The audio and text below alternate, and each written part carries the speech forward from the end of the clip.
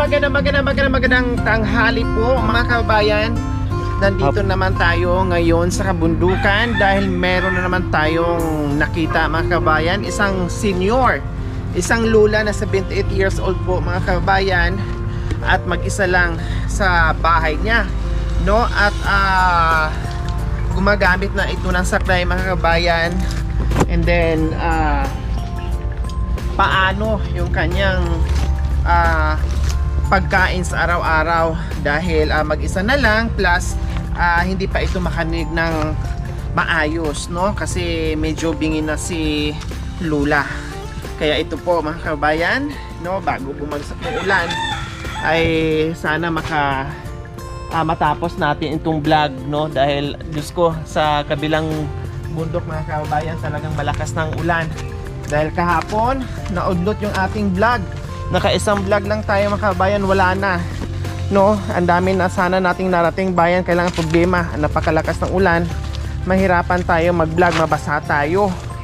So iwas muna tayo, baka tayo magkasakit, at wag naman sana lalong hindi tayo maka-vlog. So ngayon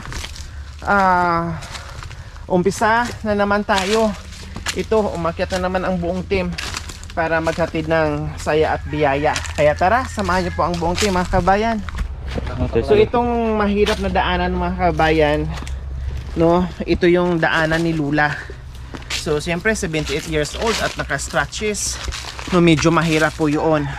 Pero siguro pinipilit at kinakaya ni Lula dahil walang choice.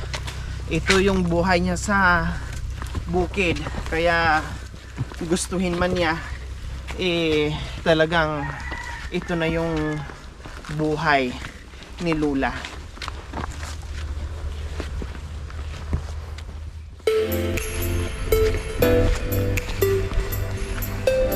So mga 1.5 kilometers po mga kabayan kailangan natin lakarin bago natin marating yung bahay ni Lula.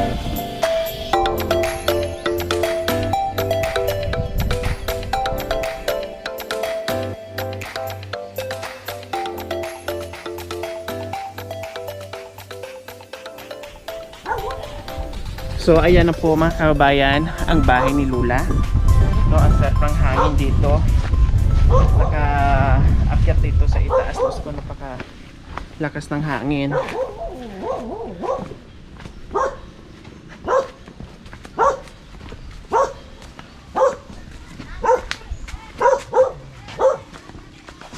Tingnan na siya.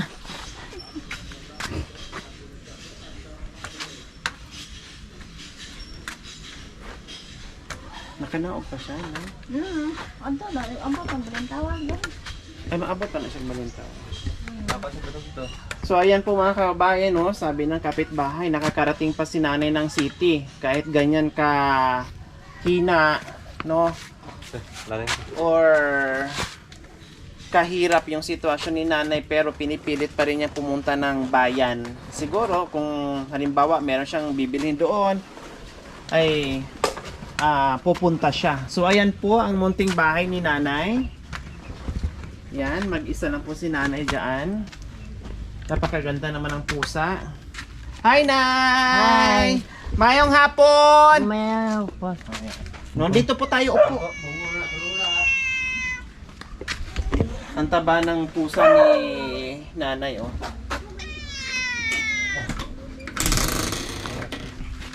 Upo po kayo, nanay. Anong pangalan? Aurelia. Si Nanay Aurelia. Apelyido ni Nanay Aurelia. Unsa may mong apelyido? Dalagit. Ah, Dalagit.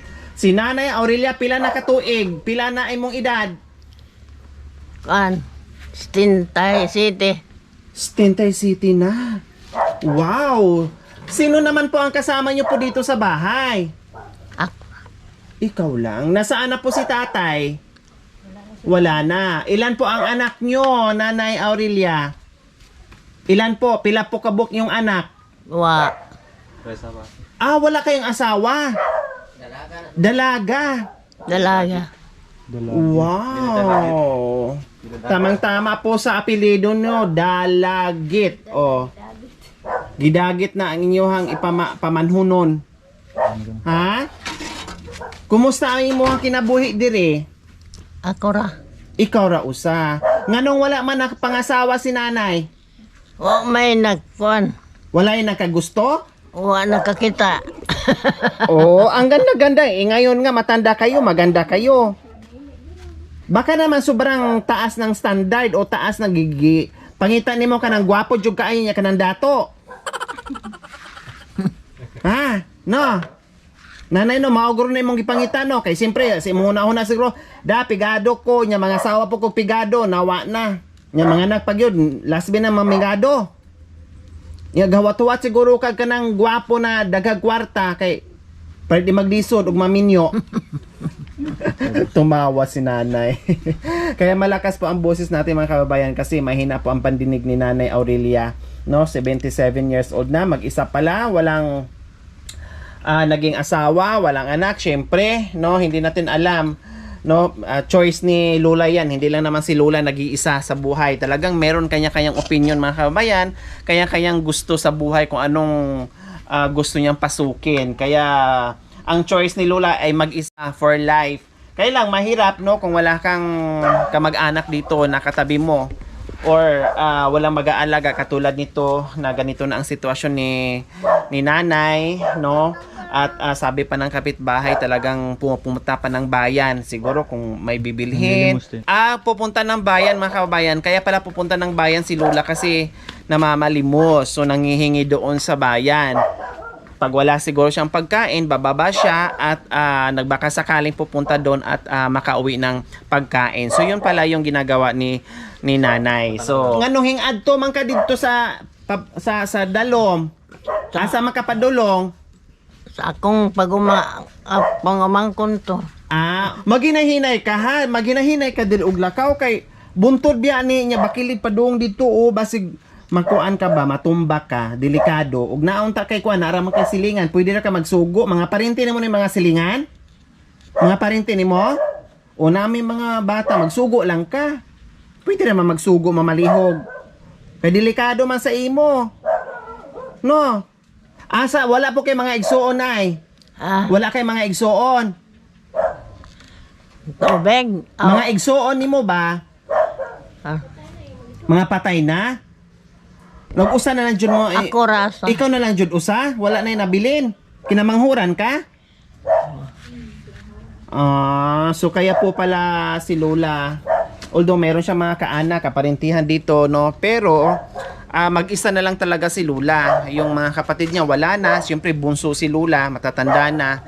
And then siguro nalayo or naiwan si Lola sa lugar na ito. Wala siyang mga kaanak na yung halimbawa kapatid niya na nakapalibot ito sa bahay niya. Taani ka pang hostay. Nawa ko no, di daw siya nakasuklay. Okay lang kay gwapa magyapon. Bisig di nakapasuklay, okay ra gwapa. Ngano magsuklay pa man ka Lola, mamana pa ka? Mamana pa ka? Di na. Dili na. Gusto nga? Kasi na may ihatag unta ko nimo. May ihatag unta ko gwapo. Gwapo? Dato. Kwartahan. Di ko. Joke lang Lola. Joke ra. Joke ra. Nakakaon na ka? Nakakaon na ka? Unsa man kanon nimo ganina? Unsa gikaon? Sudan. Unsay sudan? Utan. Kinsa galuto o hinatag? Kung pagumangkon. Wow, maayo ka na yung mga pag-umangko na mo hatag diri bisag butin lang may mga pamangkin dito mga kabayan no na kahit papaano nagbibigay-bigay kay Lola, hindi talaga siya as in yung magutuman or yung walang makain kasi syempre yung mga kaanak dito or mga pamangkin hindi naman matiis din eh. Okay, may surprise mi sa imo ha. May surprise mi sa imo. Sam. Secret ra. So ayan po mga kabayan, nandito tayo sa bahay ni Lola Aurelia, isang senyor, nag-iisa sa buhay, walang anak, walang asawa, no, dalagang matanda, no, si Lola at 78 years old, no, at isa sa mabigyan ng biyaya natin ngayon sa umagang ito. si Lula, mga kabayan, no, nakita naman natin ay hirap na yung kanyang kalagayan. Dito na lang nakasalalay yung kanyang buhay sa dalawang scratches na dala-dala niya. At minsan nakakarating pa ito ng bayan para mamalimos, para kahit papaano may pambili siya ng gamot. Although, tinutulungan siya dito sa iyang sa mga pamangkin niya na kahit papaano paminsan-minsan nabibigyan ng pagkain. So ayan po, meron tayong surprise kay Lia. Kay Nanay Aurelia. Pasok mga Aurelios!